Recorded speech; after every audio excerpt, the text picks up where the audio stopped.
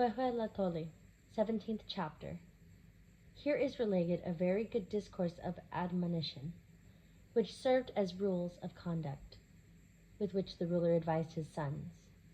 When they were already mature, already having attained discretion, he urged them to abandon all evil, the bad, and to take firm hold upon the duties of nobility, the duties of rulership, and all the good, the fine.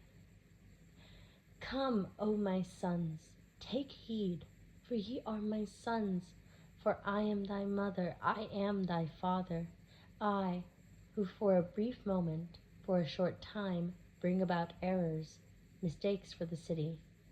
And as I guard for the inhabitants, I do that which is laughable, which is folly, and I govern poorly on the reed mat, the reed seat, the place of honor of the Lord of the near, of the nigh. And here standst thou, who art the oldest, the firstborn, and here art thou who art the second, and thou who followest, and thou who standest there, thou who art the youngest.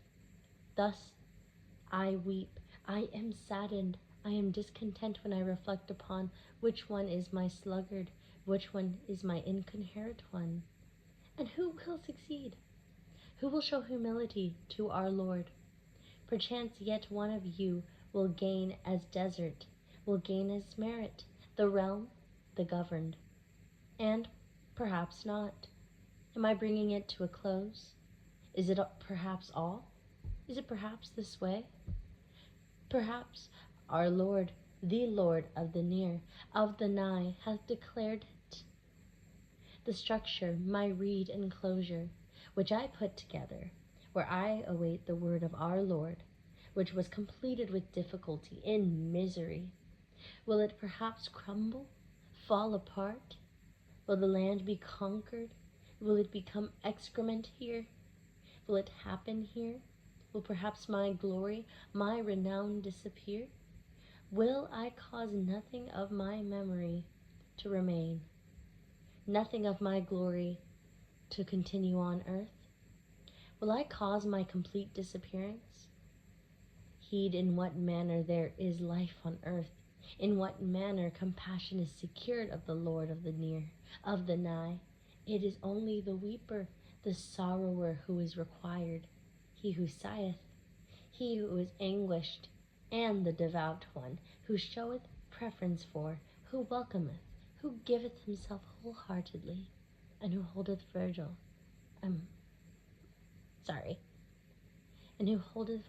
for the sweeping, the cleaning, the ordering of things, is the pleasure of our Lord, and he taketh charge of the incense ladle, the offering of incense. In this manner there is entry near, nigh unto the Lord of the near, of the nigh, where there is removing of secrets from his lap, from his bosom, and where he recognizeth one, showeth mercy to one, taketh pity upon one, causeth one to merit things, giveth one things. Perhaps he giveth one a desert, as merit warriorhood, the eagle warriorhood, the ocelot warriorhood. There he taketh, there he recognizeth as his friend, the one who addresseth him well, the one who prayeth well to him. He putteth him in charge of the military. In his hands he placeth the eagle vessel, the eagle tube. This one becometh the mother, the father of the son. He provideth those above us and those in the land of the dead with drink, with offering.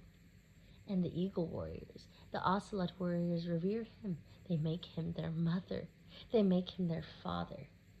This because in truth our Lord of the near, of the nigh hath said it, hath commanded it. Not that this one hath done it himself, not that he hath arrayed himself. And perhaps he giveth him a desert, giveth him as a gift the realm, the governed. In his hand he placeth the blue water, the yellow water, with which the vessels are bathed. And he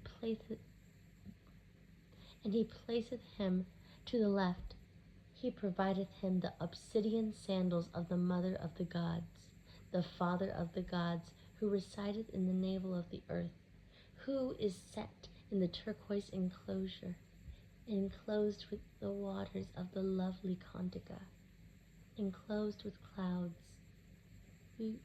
Huehuetlahtolli, he of Iamictlan. Perhaps he assigneth him as, and perhaps he giveth him some humble position of rule as merit, according as the positions are arranged in order. He maketh him one's mother, one's father, positions for which he is respected, revered, and perhaps he giveth him as deserted, as merited, something which is quite precious, choice of the rulership, of the government, such as what I now dream, what I see in dreams, which is not my desert, not my merit. Perhaps our Lord hath only taken me by mistake. Did I perchance array myself? Did I perchance do it on my own? Did I perchance say, may I be this? For it is the word of our Lord, for mercy, compassion is the property, the possession of our Lord. It cometh from him. For no one saith in vanity, may I be this? For no one merely taketh the government upon himself. For our Lord createth for one, disposeth for one. He dealeth with one for his own accord. And here more. For this I weep, for this I am anguished, for this I am saddened, for this I am unhappy at midnight, at the parting of the night. Wherever my heart goeth, it sinketh, it riseth. I am not satisfied with any one of you, for not any one of you pleaseth me. Here art thou the oldest, but in vain art thou the oldest, in vain art thou the firstborn. What is it with which thou leadest? Forget only babyishness, childishness, as peereth with thee. For thou exhibitest nothing to show that thou art the oldest, the firstborn. And here standst thou, thou who art the second, and thou who art the youngest. Thou hast only achieved being the second one. Thou hast only achieved being the youngest. Dost thou depreciate thyself? Dost thou fail for no reason? Our Lord hath sent thee second and thee last.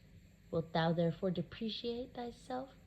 Listen, and what will ye do on earth? To what purpose were ye born by one's grace? For ye were born by the grace of our lords, the rulers, who have already gone beyond to reside. For ye came to life, ye were born not among the herbs, in the woods. And what are ye to do? Are ye diligent with the staff, with the carrying frame? Do ye deal do ye deal exclusively with rigids, with ditches? And are ye diligent with herbs, with wood? Hear ye, here is your task. Take care of the drum, the gourd rattle. Ye will awaken the city, and he will be gladdened, the Lord of the near, of the nigh. Therewith ye will seek his counsel. Therewith ye will take from his lap, from his bosom. They are the prayers with which our Lord is prayed to, the counsel with which one is consoled. And pay attention to artisanship, the art of father working, the knowledge of things, that in time of suffering, when misery domineth, the artisanship, it will be rampart, a buttress, so that there is food, there is drink. And especially take care of the ridge, of the ditch. Plant and sow in the field. It will not be of thy doing, and thou wilt not grow the maize. Thou wilt not nourish it. So when saying those who departed leaving you, the lords, the rulers, those by whose grace ye were born, they went caring for the ridges, for the ditches, they went planting in them, and they went sowing in the ridges, they went placing all therein. They went saying, such our ancestors went giving us, such they went entrusting us. They went saying, If thou dedicatest thyself exclusively to nobility, if thou plantest not in the ridges and the ditches, what wilt thou give one to eat? What wilt thou eat? What wilt thou drink? Where have I seen one hath been sustained by nobility? Note that the sustenance really favoreth us. Who is said to have called, to have named the sustenance, our bones, our flesh? For it is our nourishment, our being. It is the walking, the moving, the rejoicing, the laughing. The sustenance giveth them life. Most truly it is said, One ruleth, one governeth, one conquereth. Where have I seen an empty-gutted one, a non-eater, who ruleth, who governeth? Where have I seen one without provisions who conquereth? Alone it is by sustenance that the early endureth, that the world maintaineth life, that we replenish the world. Our sustenance is hope. And in the field plant the maguey, the nopal, the trees. The old men went in saying, These refresh the little ones. And thou, child, dost thou not also long for fruit? But how can it be if thou dost not plant the field? Behold, with this my words come to an end. Guard them with your hearts. Place them in the chambers of your hearts. Inscribe them in your hearts. Not many, not numerous are the words. Where, in truth, will we reach? How much, in truth, might we say? Here, in some manner, are just 2 words worthy of being guarded, worthy of being remembered, which they left as they went, gave us as they went, entrusted to us as they departed, bequeathed to us as they went. The first word is to enter near to, nigh unto our Lord, the Lord of the near, of the nigh, the master, the night, the wind. Give him all thy heart, thy body. Let thy feet go not astray. And do not presume, do not repeat something within thyself. Do not blaspheme in thy defiance. For our Lord seeth, heareth within wood, within stone. And truly, Moyokoya, Mokekeloa, will wish something on thee. The second word is to live in peace with others. Be not a fool, do not pant. May all people have thy esteem, thy respect. Do not offend one because of something, and also do not rise up against one for something. Do not act imprudently. Let whatever is said be said of thee. Let thyself be destroyed in the manner in which thou art to be destroyed. Do not return in kind. Be not as a serpent.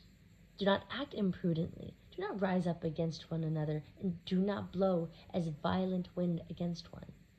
Just press him to thee. Show mercy, for our Lord is watching thee. He will show anger on thy behalf. He will avenge thee. Just live. Already thou art guided. Already thou art arrayed. The third word is, do not waste time, and do not act uselessly on earth. Do not waste the night, the day. They are necessary for us, even as our bones, our flesh, our strength, our sustenance. Sigh to, ask of our Lord, and that which we hang from our necks, from our hips, ask it of our Lord. Show forethought night and day. Do not be wasteful. Briefly, this is all with which I do my duty to you. Perhaps somewhere you will reflect. Perhaps you will ignore it. Already you know that I have complied with my duty. And which one of you will profit? Thou who art the firstborn, thou who art the oldest, thou who art the second, thou who art the youngest, perhaps thou the sagest one, perhaps thou the able one, perhaps thou the so-called divine-hearted, perhaps thou the divine-hearted person will grasp it, take it, cherish it, place it, inscribe it in thy heart. For thou wilt profit by it, for thou wilt bless thyself, for thereby thou wilt live. live on earth.